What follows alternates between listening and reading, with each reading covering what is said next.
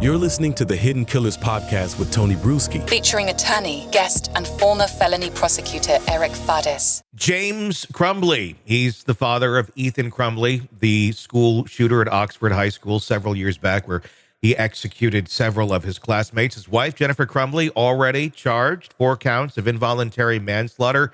She has been found guilty. Now it's up to a jury to decide, is the same fate in store for James? Is he just as accountable as mom? Joining me to discuss, defense attorney Eric Faddis, former prosecutor as well.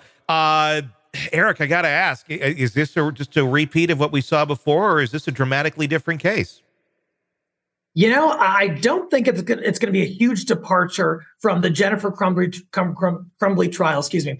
But, you know, here there are some different facts. So James, it turns out, according to the government, probably purchased the firearm and that Ethan eventually used in the school shooting. And so I think that is a critical fact that sort of makes him even probably more culpable than Jennifer. So if Jennifer was found guilty, that could be problematic for James. Yeah, I mean, it is a key fact of this. I remember in Jennifer's trial, they had talked about who purchased the firearm, you know, when, how, and the answer was always, well, James did it. I didn't necessarily know that he was going to do it at that time.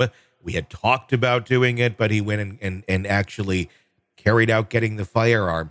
How are they going to defend James in this? Is this going to be one of those, look, he didn't know, mom was more in tune mentally, emotionally with him, and James was just trying to get in whatever time he could because he was working so hard to try and provide for the family after he lost his other job and just liked guns? He thought he was getting guns for the kids. Why not? It's Michigan. I mean, what angle do they take here?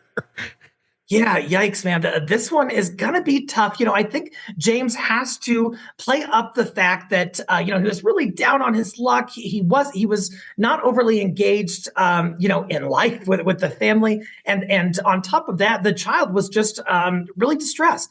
And so I think that James needs to point to sort of just how chaotic the situation was. The fact that Ethan was, of course, the individual who carried all of this out, that Jennifer played a role. And in fact, James, you know, as uncomfortable as it might be, can blame Jennifer at the trial to say, hey, look, you already have your pound of flesh, government. It's Jennifer who was convicted. And she, if anyone else besides Ethan is responsible, it's her.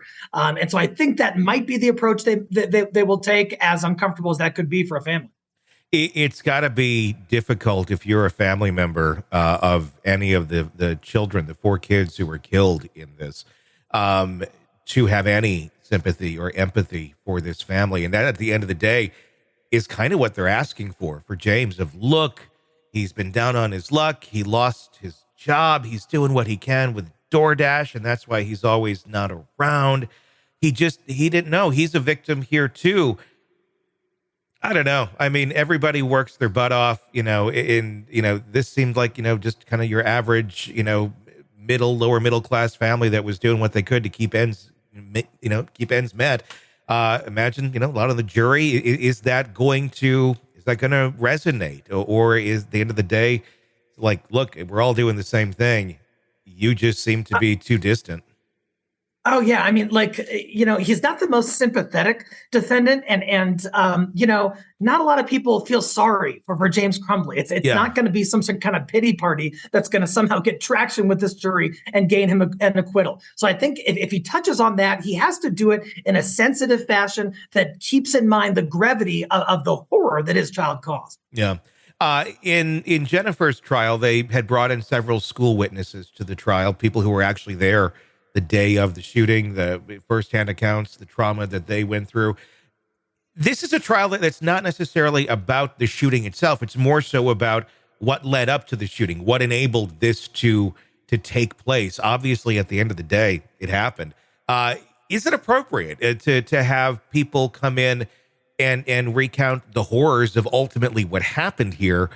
But that's not really truly what is on trial. Ethan Crumbly is the one who did carry that out. We're talking about a dad who, bought a gun for his kid, really being with his head in the stand to the reality of what his kid was saying out loud and his cries for help.